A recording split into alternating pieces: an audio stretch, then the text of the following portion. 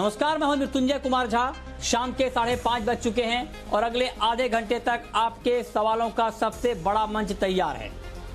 अगर आपने कमोडिटी में कोई ट्रेड किया है या फिर नया ट्रेड करना चाहते हैं और जानना चाहते हैं कि आपके लिए अब कहां पर ट्रेडिंग का मौका बनेगा, तो आप सवाल पूछिए।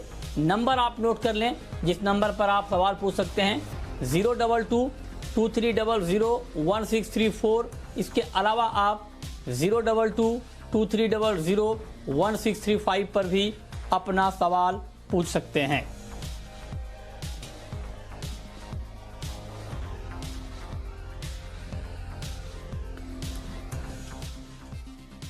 सवाल जवाब का सिलसिला शुरू करेंगे, लेकिन उससे पहले हम बात कर लेते हैं गोल्ड की, क्योंकि गोल्ड का मार्केट एक बार फिर से तेजी के मूड में लौटता हुआ दिख रहा है। हालांकि तेजी बहुत ज्यादा नहीं है, 50-800 के ही ऊपर अभी गोल्ड का मार्केट पहुंचा है। अंतर्राष्ट्रीय बाजार में दाम $1940 के करीब है। हमारे साथ 4 खास मेहमान हैं इस पर बातचीत करने के लिए। सौरभ गाडगिल हैं, चेयरमैन हैं PNG ज्वेलर्स के। हमारे साथ करेंसी मार्केट पर अपना व्यू देने के लिए आज एक खास मेहमान होंगे और हमारे साथ होंगे Kunal Sodhani, AVP global trading centre Shinhan Bank के। हमारे साथ अजय केडिया हैं, केडिया कमोडिटी के, और राजीव कपूर हैं ट्रस्ट लाइन के। आप सभी मेहमानों का बहुत बहुत स्वागत है इस खास कार्यक्रम में। और मेरा सबसे पहला सवाल सौरभ गाडगिल जी आपसे होगा कि क्या अब 51,000 के आसपास गोल्ड में हम एक बार फिर से अच्छी डिमांड देखेंगे, या आपको लगता है कि अभी डिमांड आने वाली नहीं है? नमस्कार। ये मुझे लगता है ये प्राइस जो है अभी 51,000 का, ये एक बहुत आकर्षक प्राइस है इन्वेस्टर्स के लिए, ग्राहकों के लिए, क्योंकि गोल्ड में जो तेजी आई थी 56-58 तक जो भाव ऊपर गया था, उसके बाद लोग रुके हुए थे कि इसका नीचे बॉटम क्या हो सकता है। और गोल्ड 50 के पास आने के बाद वापस गोल्ड में थोड़ी बढ़त ली है और ऐसा लग रहा है कि अभी ये गोल्ड का थोड़ा आगे आगे सीजन में तेजी बनी रहेगी। तो ग्राहकों में भी अच्छा उत्साह है, इन्वेस्टर्स है प्योर गोल्ड में इन्वेस्ट करने के लिए। तो मेरे हिसाब से ये एक अच्छा समय लोगों को लग रहा है कि जिसमें एंट्री करनी चाहिए। और अभी आगे 2 महीने के बाद पूरी दशहरा, दिवाली है, शादी की सीजन भी है, थोड़ा लॉकडाउन भी अभी खुल गया है, 100 लोग को अभी शादी में आने के लिए रूल आ चुके हैं। तो ये चलते वक्त लोगों में एक उत्साह दिख रहा है, दिख रही है पॉजिटिविटी, और इसके नीचे भाव जाएगा नहीं ऐसे लोगों में धारणा लग रही है।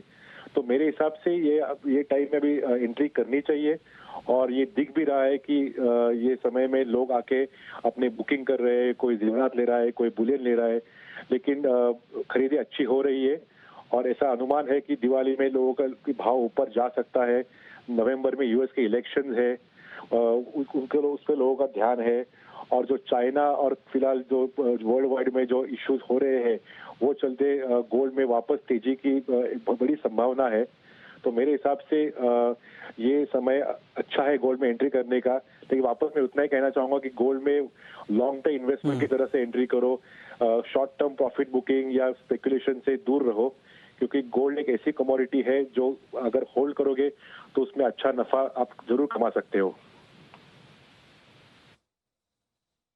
अच्छा, तो आप कह रहे हैं कि गोल्ड में आगे अच्छी डिमांड दिखेगी, अच्छी तेजी दिखेगी, ऐसे में गोल्ड खरीद कर रखना अभी ठीक है और इसमें अच्छा फायदा आगे हो सकता है। लेकिन गोल्ड की चाल इन तमाम फंडामेंटल के अलावा जो आपने बताया, डिमांड और बाकी चीजें, इसके अलावा गोल्ड की चाल करेंसी पर भी बहुत हद तक डिपेंड करती है और करेंसी मार्केट की हर चाल गोल्ड की चाल को प्रभावित करती है। और आप देखें अगर, तो जिस तरह से करेंसी मार्केट की चाल बदली है उसका फायदा भी गोल्ड को हुआ है।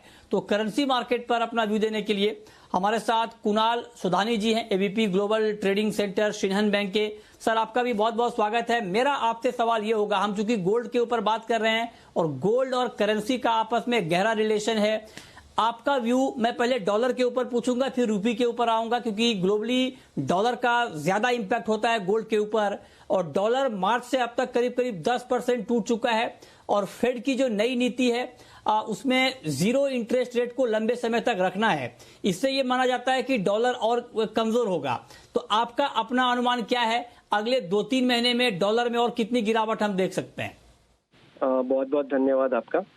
सबसे पहले जैसे आपने राइटली दर्शाया कि हमें पहले ग्लोबल मैक्रो को समझना काफी जरूरी है इस समय, बिकॉज जिस तरह फेड चेयर पोवेल ने कहा है, जो नेगेटिव डॉलर रियल रेट है वो कहीं ना कहीं यहाँ पे सस्टेन करनी चाहिए अगले 6 महीने से 1 साल के बीच।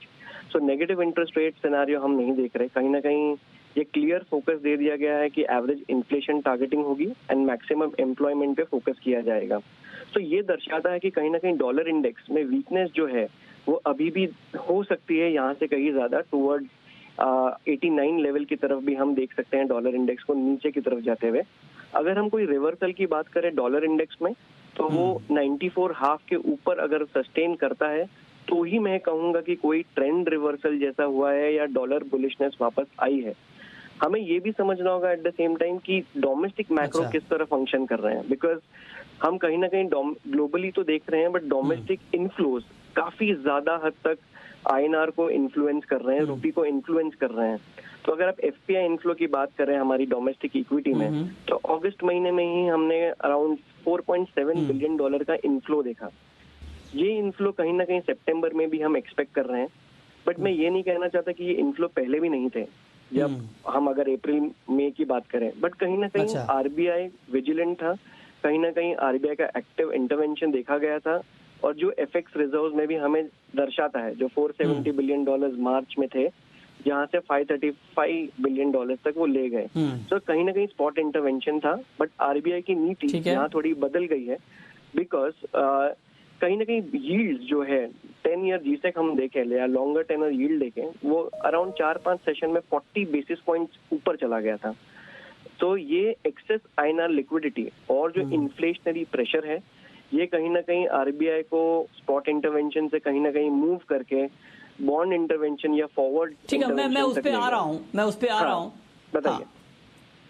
नहीं कुणाल जी, देखिए उस पर मैं आ रहा हूँ। मैं चर्चा को 2 हिस्से में बांटना चाहता हूँ। पहला हिस्सा डॉलर को लेकर के है, क्योंकि अमेरिकी डॉलर जब कमजोर होता है तो उसका सीधा और तुरंत इंपैक्ट हम गोल्ड के ऊपर देखते हैं। तो आपने कहा कि अभी गोल्ड में डॉलर में अभी और नरमी बढ़ सकती है, गिरावट बढ़ सकती है, लिहाजा अंतर्राष्ट्रीय बाजार में गोल्ड की कीमतों को सपोर्ट मिल सकता है। और इसी का जिक्र भी हमारे जो गाडगिल जी हैं जो गोल्ड पर बता रहे थे, उन्होंने इसका जिक्र किया भी। अब मैं रुपये के ऊपर आना चाहता हूं, क्योंकि रुपए का भी सीधा रिलेशन, हालांकि जो भारतीय बाजार में गोल्ड का प्राइस होता है उस पर अंतर्राष्ट्रीय बाजार का सीधा इंपैक्ट होता है, लेकिन रुपए में जो हलचल होती है उसका भी बड़ा इंपैक्ट हम देखते हैं इंडियन मार्केट के ऊपर, क्योंकि जो हमारी गोल्ड की खपत है उसका 98 से 99% भी आप कह सकते हैं कि हम गोल्ड का इंपोर्ट करते हैं। लिहाजा जो भी उतार चढ़ाव होता है उसका सीधा इंपैक्ट इंपोर्ट के प्राइस पर दिखता है। तो आप रुपए का वैल्यू क्या देख रहे हैं अगले 2-3 महीनों में? डॉलर के मुकाबले रुपए की चाल क्या हो सकती है? मैं ये कहना चाहता हूँ कि जो हमें चार्ट बताता है, अगर टेक्निकल चार्ट्स के लैंग्वेज में मैं इसे बताऊं, तो कहीं ना कहीं मुझे लग रहा है कि हम जो 72.5 लेवल इमीडिएट जो एक सपोर्ट दिखाई दे रहा है रुपी में अगेंस्ट डॉलर, वो हम देख सकते हैं। बट कन्विंसिंग ब्रेक अगर हमें मिलता है, अगर 72.5 75 के आसपास अगर ये लेवल हम देखते हैं टूटते हुए, जो चार्ट दर्शा रहा है, तो ये 72.10 71 80 की तरफ भी बढ़ सकता है। अगर ऊपरी तरफ की बात करें तो एक जो बहुत इंपॉर्टेंट रेजिस्टेंस बन गया है, अगर आज की ओपनिंग भी अगर हम देखें 73 39 40 के आसपास ओपन होके एकदम नीचे की तरफ वापस 73 13 पे क्लोजिंग दे दी, जबकि इक्विटी मार्केट टूट चुका था ऑलमोस्ट 200 पॉइंट निफ्टी टूटने के बाद भी रुपी अप्रिशिएट ही हुआ। सो ये जो आपने सही कहा, बहुत सही तरीके से आपने दर्शाया कि ग्लोबल मैक्रो काफी इंपॉर्टेंट फैक्टर प्ले करता है, जो डॉलर इंडेक्स कहीं ना कहीं दर्शा रहा है। सो नीचे की तरफ 72.5 बहुत इंपॉर्टेंट सपोर्ट होगा, अगर वो ब्रेक करता है तो 71 80 की तरफ बढ़ सकता है। ऊपर की तरफ अगर हम बात करें, अगर डॉलर अप्रिशिएट होता है यहाँ से, जो एक सिनेरियो हो सकता है, अगर जो भारत चीन तनाव है, या फिर जैसे अगर ताइवान और चाइना की बात करें हम, जिस पर भी पुष्टि क्लियरली नहीं हुई है, बट ये जो तनाव या जियोपॉलिटिकल रिस्क है, या यूएस प्रेसिडेंशियल इलेक्शन हो गए, ये कहीं ना कहीं एक इम्पोर्टेंट ट्रेंड रिवर्सल जैसे फैक्टर बन सकते हैं बीच बीच में, जहाँ पे 1-2 स्पाइक्स हम देख सकते हैं। कुणाल जी, फैक्टर तो ठीक है, लेवल क्या होगा सर? 3 महीने में डॉलर के मुकाबले रुपए का लेवल हम क्या देखेंगे? 74 75 76 लेवल जरा बता दें सर एक बार। अगर आप 3 महीने की बात करें तो मेरे हिसाब से हम थोड़ा अप्रिशिएटिव मोड में देख सकते हैं, टूवर्ड 71.5 के आसपास का लेवल देख सकते हैं। ट्रेंड अभी भी मैं कहूंगा डॉलर रुपी का नीचे ही है। अगर आप 3 महीने ठीक की है। सीधा सवाल पूछे तो 71.5 तक हम देख हाँ। सकते हैं। ठीक है, तो ये आपने 3 महीने का लेवल बताया कि रुपये का क्या लेवल होगा। ओके, ठीक है। अब जिस तरह से रुपये और डॉलर का आउटलुक बताया गया है, ऐसे में आपका गाडगिल जी एमसीएक्स पर अगले 3 महीने में गोल्ड का क्या टारगेट है? मेरे हिसाब से गोल्ड ऊपर की तरफ 55-56 के मुझे लग रहा है ऊपर के लेवल पे, और नीचे अभी जो है 50-551, इसमें गोल्ड मेरे हिसाब से रेंज बाउंड रहेगा। और जो आगे का है, मुझे अगर इसके बाद देखा तो मार्च तक मेरे को लग रहा है गोल्ड 60,000 के वो क्रॉस करके उसके ऊपर चला जाएगा। लेकिन यूएस इलेक्शन एक बहुत इंपॉर्टेंट माइलस्टोन है जो नवंबर में है, तो दिवाली का टारगेट मेरा है कि 55-56 तक गोल्ड होना चाहिए। अच्छा, तो आप कह रहे हैं कि दिवाली तक गोल्ड 55-56 तक होना चाहिए, इस पर नजर रखनी चाहिए। अजय केडिया जी, आपका क्या व्यू है? ये तो लंबे समय का व्यू हो गया गोल्ड के ऊपर, और बहुत शुक्रिया आपका गाडगिल जी और साथ ही कुणाल सोधानी जी हमारे साथ जुड़ने के लिए और गोल्ड और करेंसी मार्केट के ऊपर अपना व्यू देने के लिए। लेकिन आज शाम के कारोबार के लिए अजय केडिया जी, आपका व्यू गोल्ड में क्या है? गोल्ड में क्या ट्रेड लेना चाहिए? गुड इवनिंग मित्र जी। देखिए, मुझे लगता है सोमवार को यूएस मार्केट लेबर डे के चलते हॉलीडे, इसलिए मॉर्निंग से ही हमने देखा मार्केट एक सीमित दायरे में ट्रेड कर रहा है। ओवरऑल मुझे लगता है काउंटर 50,500 का एक अच्छा सपोर्ट ले चुका है, जो इंटरनेशनल में $1920 का है। अनलेस एंड अनटिल ये लेवल ब्रीच नहीं करता, हमें लगता है फिर से 1970 इंटरनेशनल में, जबकि डोमेस्टिक मार्केट में 51,100 का तो इमीडिएट टारगेट, बट अगर ये और एक्सटेंड होता है तो 51,800 तक का लेवल दिखा देगा। बट आज आई थिंक मार्केट एक दायरे में ही रहेगा, बट बाइंग करके ही चलना चाहिए, शॉर्ट से अवॉइड करना चाहिए। ठीक है, तो आप कह रहे हैं कि शॉर्ट को अभी अवॉइड करना चाहिए, और रेंज में मार्केट रहेगा, और रेंज के इस मार्केट में अगर आपको ट्रेड करना है तो आप स्ट्रिक्टली लेवल आप फॉलो करें। और केडिया जी का व्यू है कि 50,700 के भाव पर आप खरीदें, 51,100 के टारगेट के लिए 50,400 के भाव पर आप स्टॉप लॉस लगा सकते हैं। आपका क्या व्यू है राजीव जी सिल्वर के ऊपर? चांदी की बात मैं आपसे कर रहा हूं, चांदी में क्या करना चाहिए अभी? नमस्कार मृत्युंजय जी, हमें चांदी और सोने दोनों में लगता है कि अभी जो गिरावट है, आज के सत्र में तो खरीदारी का ही रुख लग रहा है। मुझे लगता है कि चांदी 67,500 68,000 तक का स्तर शाम के सत्र में छू सकता है, तो 67,000 पर इसको खरीदारी की एडवाइस होगी, 66,700 के स्टॉप लॉस से। ठीक है, ओके, ये रहा आपकी चांदी पर। चलिए, अब ये बात हो गई गोल्ड और सिल्वर की, पूरी मुकम्मल बात हुई कि फंडामेंटल क्या है, टेक्निकल क्या है, और करेंसी मार्केट का कितना बड़ा रोल रहेगा। तो जब आप करेंसी मार्केट को सुनते हैं, समझते हैं, तो आपको ये पक्का अंदाजा होता है कि वाकई फंडामेंटली बुलियन का मार्केट कैसा है, और ये आप समझ गए होंगे क्योंकि डॉलर रुपी दोनों का आउटलुक अभी कमजोर बताया गया है, लिहाजा वहां से भी कीमतों को सपोर्ट मिलेगा। चलिए, अब शुरू करते हैं सवाल और जवाब। पहला सवाल है चौथा राम जी का, पूछिए चौथा राम जी। साहब नमस्कार। हेलो, नमस्कार, पूछिए। सर, गवार गम को इतनी मंदी आ रही है और ज्यादा बारिश में तो गवार खराब होगा। अच्छा, आप कह रहे हैं कि ज्यादा बारिश से ग्वार खराब होगा। पहले कम बारिश थी तो बुआई कम हो रही थी, अब कह रहे हैं कि ज्यादा बारिश हुई है तो खराब होगा। बिल्कुल होगा ज्यादा बरसात से सर। नहीं, मैं आपकी बात को काट नहीं रहा हूं, मैं तो ये हालात बता रहा हूं कि पहले हालात क्या थे। एक शुरुआत में ये हुआ था कि बारिश काफी कम हुई तो ग्वार की क्रॉप को नुकसान हो गया। शुरुआती दौर में बारिश बिल्कुल नहीं हुई, क्रॉप को डैमेज हो गया, और बाद में बारिश ज्यादा हुई तो अब आप कह रहे हैं कि उससे नुकसान भी हो सकता है। तो अजय जी, ऐसे में प्राइस क्या होगा ग्वार का आगे? देखिए, फंडामेंटल लॉन्ग टर्म तो अभी भी स्ट्रांग है। जैसे हमने एक्सपेक्ट किया था कि 6600 के ऊपर 7200 तक का लेवल दिखा देगा, बट एकाएक हमने जो 15-20 दिनों में एक अच्छी खासी रैली देखी थी, उसके बाद एक प्रॉफिट बुकिंग का दौर है, जो मुझे लगता है 5900 तक का लेवल एक शॉर्ट टर्म में गवार गम में देखने मिल जाएगा।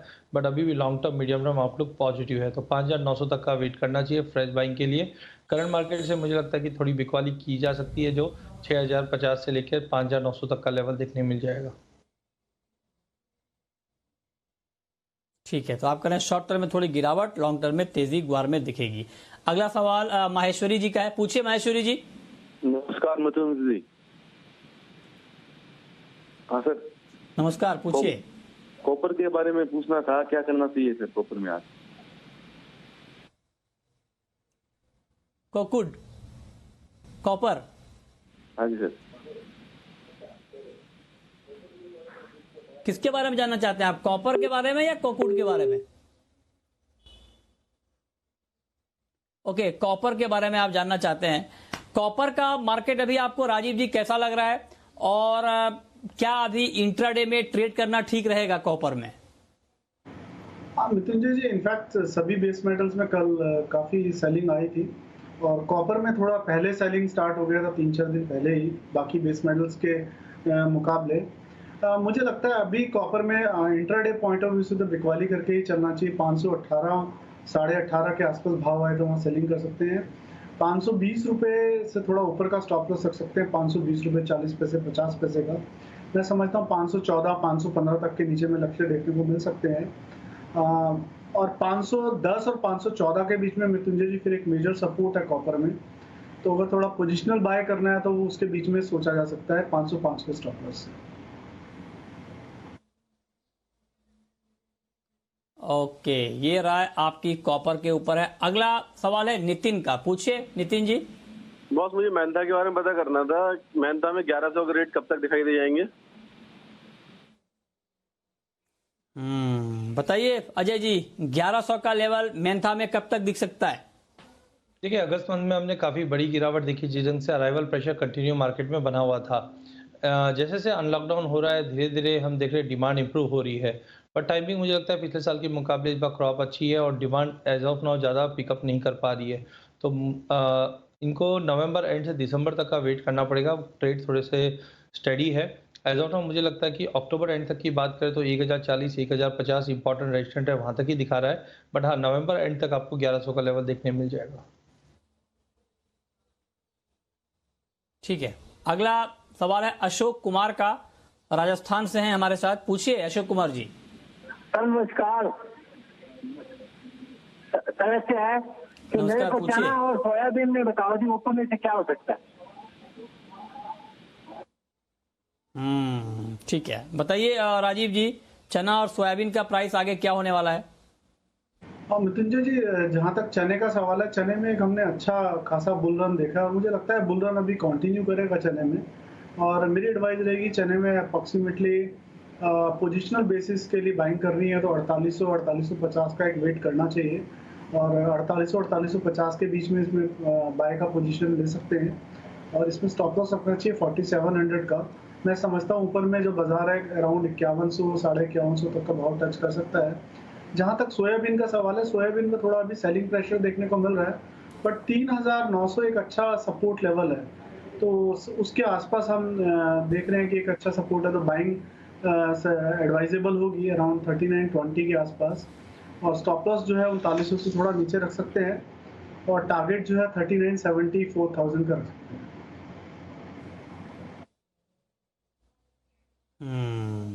ठीक है, ये राय आपकी है कि अभी इस बीच शंभू जुड़ रहे हैं हमारे साथ राजस्थान से। पूछिए शंभू जी। सर, मेरा अजय केडिया जी से सवाल है कि इस महीने की लास्ट में चना 5500 रुपये हो जाएगा नहीं हाजिर में? हाँ, बताइए अजय जी। मुझे लग रहा है कि जैसे हमने मार्च में देखा था कि असेंशियल कमोडिटी एक्ट में संशोधन हुआ और साथ में कोविड था, उस टाइम पे हमने कहा था जब 38 का भाव था कि चना 5000 तक दिखा देगा, वो दिखा चुका है। मुझे लगता है आने वाले दिनों में चने में भारी गिरावट आ सकती है।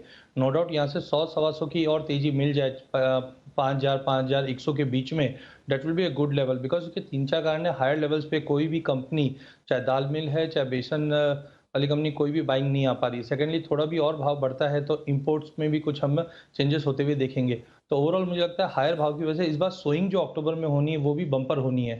तो ओवरऑल ये सबको देखते हुए मुझे लग रहा है अपसाइड में मैक्सिमम 100-125 पॉइंट, जो करीबन 5100-5120 तक का रह सकता है।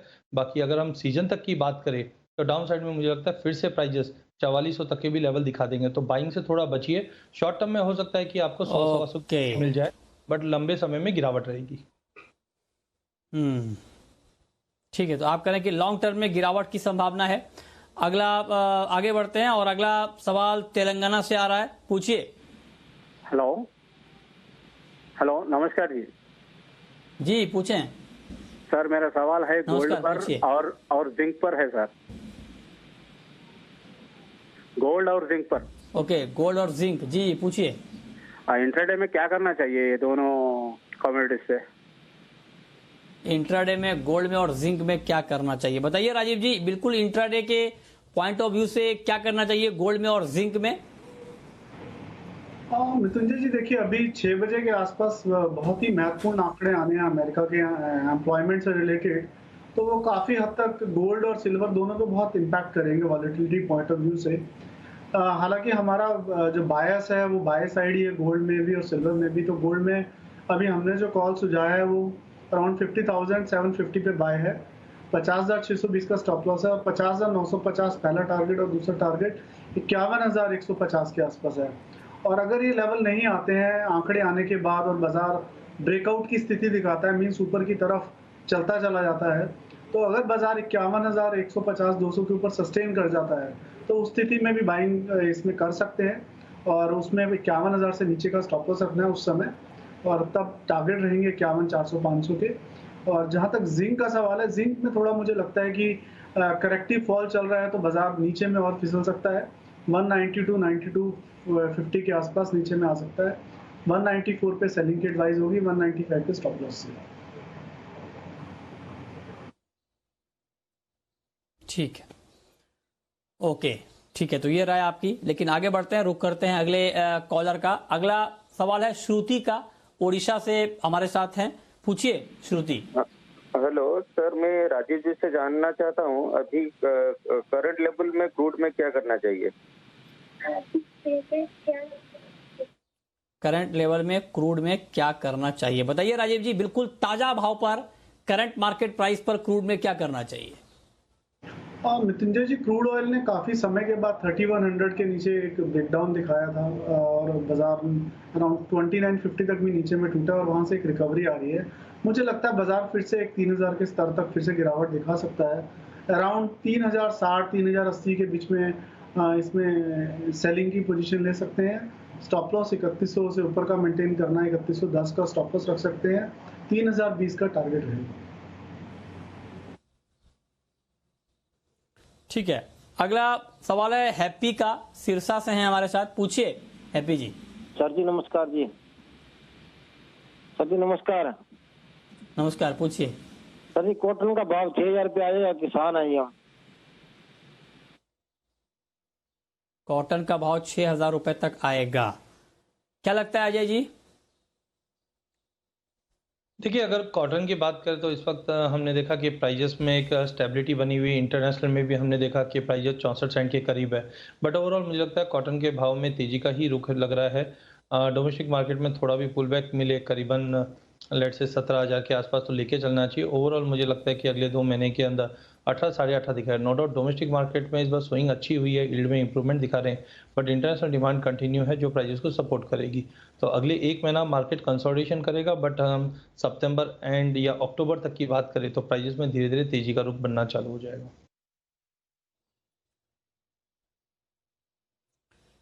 ओके, ठीक है, अब वक्त है रैपिड फायर राउंड का।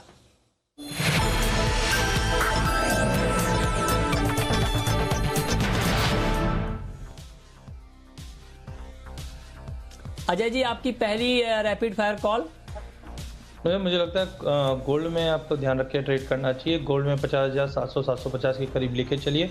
पहला टारगेट 51,100 है और डेटा आने के बाद अगर मार्केट मोमेंटम पकड़ता है तो 51,350 तक के भी लेवल हम देख पाएंगे। अच्छा, ठीक है, राजीव जी आपकी कॉल।